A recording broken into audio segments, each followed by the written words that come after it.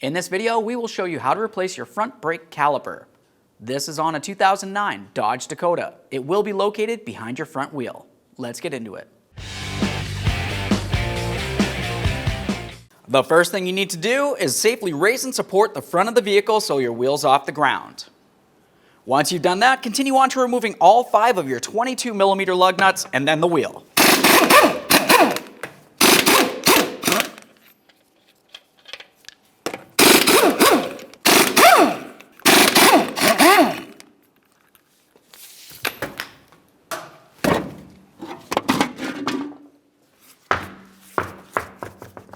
If you have a dust cover, remove that as well.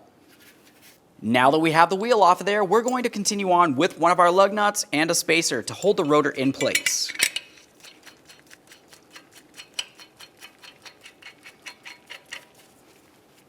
Use a 15mm to remove your banjo bolt. We're going to loosen this. There is brake fluid inside this area, so make sure you have a collection bucket under here. Once you have that broken free, we'll just lightly close it. After that, we're going to continue on to removing each of our 13mm caliper slider mounting bolts. We'll start by loosening our top bolt and leaving it in a couple threads. With that nice and loose, we'll fully remove the lower one.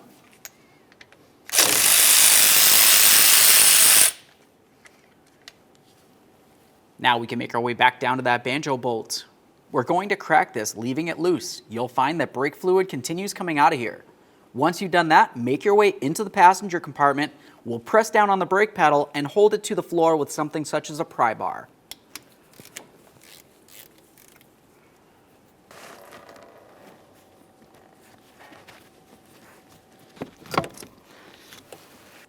At this point, we can finish removing the banjo bolt from the brake hose and the caliper.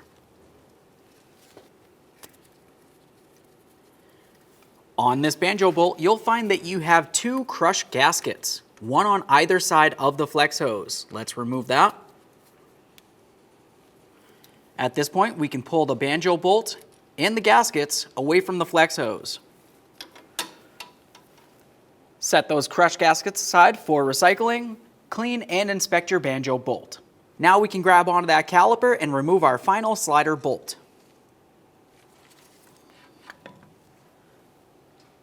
We'll set this aside. Keep in mind there is still brake fluid inside of the caliper. Next, we're going to remove our brake pads and give them a close inspection.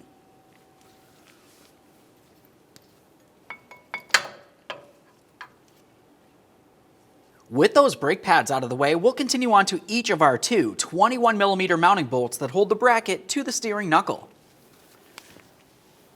Loosen the top one, leaving it in a couple threads.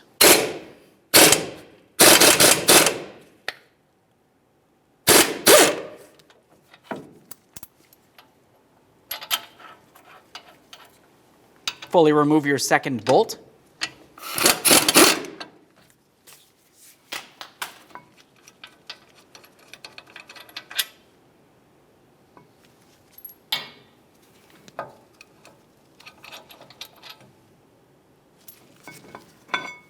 Remove your caliper bracket from the vehicle. Okay friends, it's time to prepare our caliper bracket for installation. The first thing I always want to do whenever I receive a caliper is to inspect and lubricate the slider pins. I'll just pull these right out of here and make sure there is a decent amount of grease on the area. If there isn't, just apply a little more. We'll put this back into the boot, do the same to the other slider pin.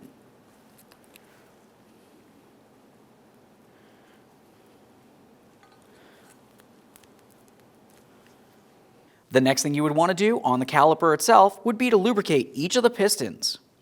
You only want to lubricate the metal aspect of the pistons.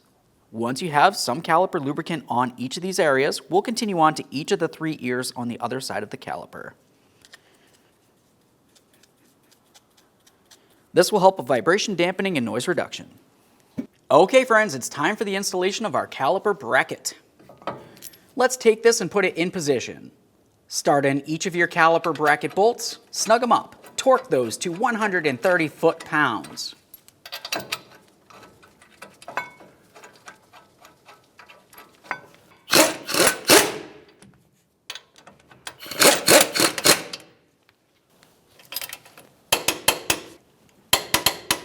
Now it's time to install your brake pads. We'll take each of these and slide them into position in the bracket.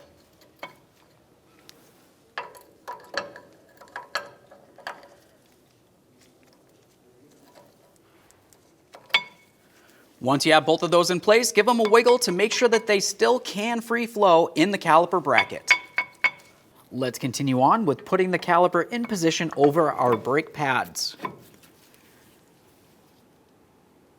After that, start in each of your 2 caliper slider bolts. Bottom them out. Torque them to 26 foot-pounds.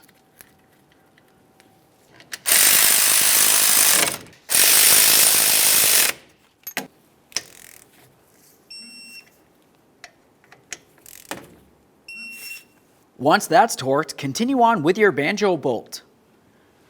Take one of your new crush gaskets and put it directly onto that banjo bolt. Take the flex hose and put it in position near the caliper. Slide the banjo bolt with the gasket through the flex hose. Take the last gasket, slide it into place. Start this into the caliper by hand. Snug up the banjo bolt and torque it to 125 inch-pounds.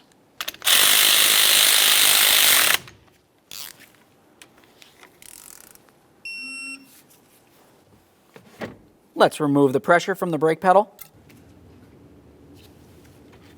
Let's remove our lug nut and our spacer. Before we make our way into the vehicle, let's look at the master cylinder. It's important to make sure that the brake fluid is up to the maximum line for the bleeding process. To do that, you can open up the cap and set that aside. Have a peek down inside and see how low the fluid looks. Generally, you can see it from right along the outer edge as well. If it needs a little bit, add some .3 up to the maximum line.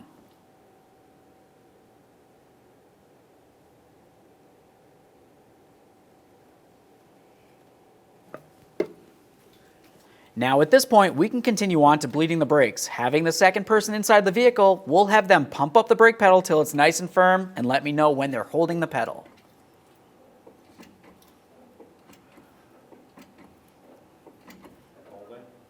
While they're holding, double check to make sure you have no leaks. Assuming that's good, we'll continue on with our 10mm to open up the bleeder screw, making sure we have our collection bucket under the area.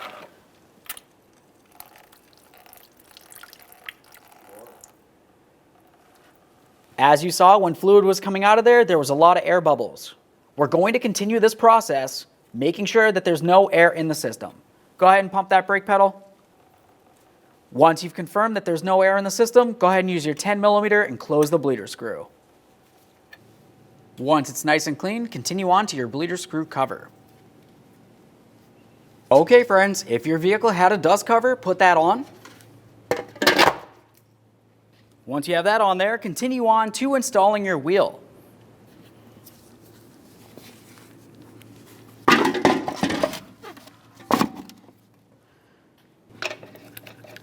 Start on all 5 of your 22mm lug nuts, bottom them out, and get the wheel back on the ground.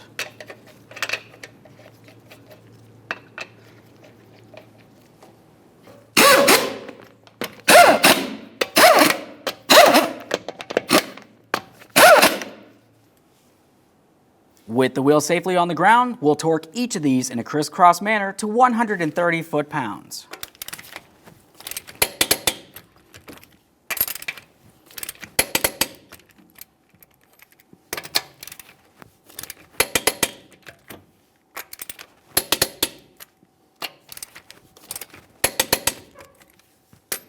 Torqued. Make your way back up under the hood and double check that brake fluid. Once you have it topped off to the maximum line with .3 brake fluid, close the hood, take it for a road test. Aside from that, thanks for watching.